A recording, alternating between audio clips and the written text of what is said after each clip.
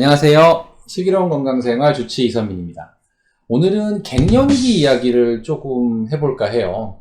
이 갱년기라는 게 남성 갱년기도 있어요. 여성 갱년기도 있죠. 그래서 오늘은 여성 갱년기에 대한 이야기를 좀 해보려고 하는데요.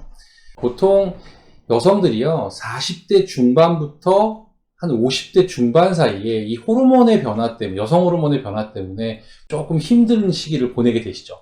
평균적으로는 우리가 이제 폐경이라고 하는데 요즘은 완경이라는 표현을 쓰더라고요. 그래서 이 완경이라는 표현으로 말이 바뀌었다는 것도 우리가 잘 생각해 볼 의미가 있는 건데요. 보통 40대 후반, 50대 초반에 이 폐경, 요즘 부르는 완경이라는 게 오게 되면은 여성 호르몬이 급격히 떨어지게 되죠. 하지만 갱년기라는 관점에서 보면 사실 40대 중반 정도부터 이미 시작되었다고 봐야 되고요. 이러한 호르몬의 변화를 평균적으로 볼 때는 한 50대 중반까지는 보통 겪게 된다고 보시면 될 것 같습니다. 근데 이게 과거에는 우리가 1970년대까지만 해도요, 여성의 평균 수명이 그저 한 65세 전후였어요. 그러니까 50세에 완경이 되면 여성성이 감소한다는 것 뿐만이 아니라 다 살았나? 뭐 이런 생각을 해야 될 때이기도 했죠. 지금 이제 100세 시대잖아요. 50세 전후에 생기는 완경이라는 거는 그냥 전반전이 끝난 거 정도에 불과하죠. 앞으로 남은 50년을 어떻게 살아가셔야 되느냐가 너무 중요한 시기가 오는 거죠. 근데 이 여성 호르몬이 하는 역할이 여성을 여성스럽게 만드는 거. 예를 들면 내장 지방이 쌓이지 않고 피하 지방으로 지방을 재배치를 해줘요. 그렇게 해서 여성은 아름다운 몸매도 갖게 되지만 실질적으로 내장 지방을 안 쌓이게 함으로 인해서 만성질환을 예방하는 효과도 있고요. 이건 여성 호르몬의 기능의 일부에 불과한 거고요. 다양한 여성 호르몬의 어떤 작용으로부터 우리 몸이 혜택을 보게 되는데요. 이러한 것이 서서히 없어지면 좋은데 급격히 없어지게 됨으로써 굉장히 다양한 변화를 겪게 되는 거죠. 그래서 실제로 50세까지는 다양한 만성질환이 남성에서 훨씬 많아요. 근데 50세 이후를 비교해보면 여성도 굉장히 많아지죠. 그래서 이 여성 호르몬의 혜택이 없어진다는 건 조금 슬프긴 합니다. 다만 우리가 여성 호르몬이 없어진 나머지 50년을 어떻게 살아가느냐는 측면에서 볼 때요. 미국의 한 학자는 이런 얘기도 했어요. 여성 호르몬은 관용의 호르몬이다. 어떤 의미냐면요.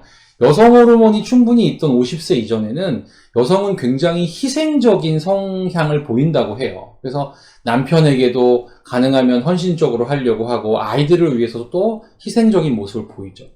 하지만 이 여성 호르몬이 없어지는 순간 여성도 변신을 하게 됩니다. 그래서 주변에 보시면 아시겠지만 50세가 넘어가서 이 완경기가 지나면서는요. 남편들한테도 당신 알아서 해! 이렇게 하는 경우가 많고요. 아이들한테도 야, 그건 네가 알아서 해! 이러시는 경우들이 많아지죠. 근데 이거를 어떤 관점에서 보셨으면 좋겠냐면 새로운 50년을 살아나가는 어떤 변화로 생각하시는 것도 전 나쁘지 않다고 봐요.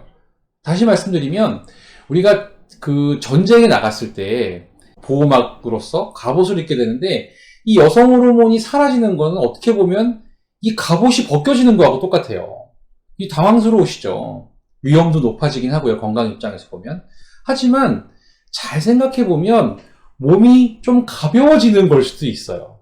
약간 궤변 같지만 어차피 여성 호르몬이 계속 유지될 수는 없는 거니까요.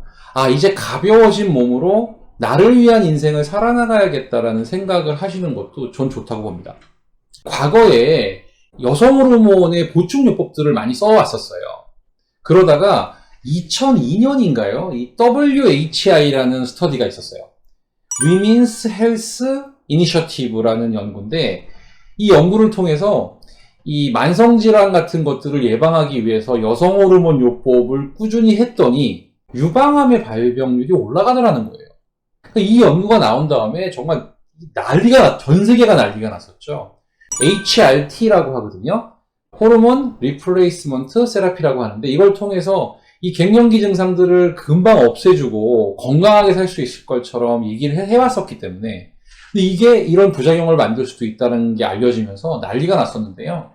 물론 그 이후에 나온 논문들은 그때만큼의 우려할 필요는 없다라는 논문이 지금 다 나와 있습니다. 그렇다고 해서 무조건적으로 호르몬 그 보충요법을 계속 해야 된다는 거에 대해서는 지금도 전문가들 사이에서는 논란이 있거든요.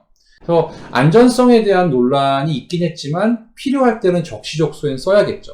최근에는요, 이 호르몬 치료 말고 호르몬과 비슷한 호르몬 유사체를 활용한 치료도 있어요. 이런 경우는 이제 부작용이 줄어들죠. 그러면서 효과는 어느 정도 있고요. 많이들 하시지만 여러 가지 뭐 건강기능식품 같은 것들이나 음식을 통해서도 이런 갱년기 증상을 완화시키는 데 노력하시는 분들이 많죠.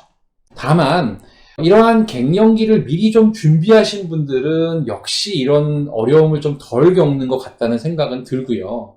또 이러한 호르몬 치료요법을 받으시는 분들도 언젠가는 멈춰야 되는데 그 멈추는 순간 다시 이러한 증상은 반복될 수 있다는 생각은 하셔야 되긴 합니다. 그래서 조금 더 건강하게 이 갱년기를 넘어갈 수 있는 방법이 없을까 해서 기능의학적으로는 어떻게 접근할지를 소개를 시켜드리려고 하는데, 우선은 이게 자율신경의 영향을 굉장히 많이 받아요. 그래서 이분이 어떠한 대사의 속도를 갖고 있는지를 판단하는 거를 저는 되게 중요하게 생각하거든요. 그래서 저희 같은 경우는 이제 모발 검사 같은 거를 하게 되면 이분이 대사 속도가 어디쯤 와 계신지를 보게 돼요.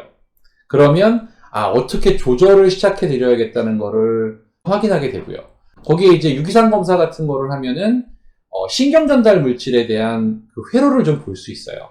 그러면 호르몬이 없어짐으로 인해서 영향을 좀 받고 있구나라는 거를 간접적으로는 유추할 수 있거든요. 그 다음에 우리가 음식 알러지 검사, 지연성 음식 알러지 검사 같은 걸 해서 내가 좀 피해야 될 음식 같은 것들을 고르는 이런 과정을 거치게 되면요, 몸이 확실히 좀 건강해집니다.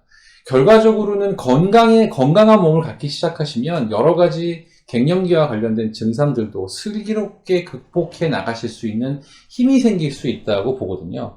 그래서 중요한 거는 이러한 갱년기라는 것이 내가 여성성을 잃었구나라는 슬픈 생각을 하실 것이 아니라 앞으로 남은 50년 이상의 시간들을 내가 한 사람으로서 주체로서 나를 위한 삶을 살아나가는 하나의 전환점이겠구나라고 생각을 하시는 것이 굉장히 중요하고요.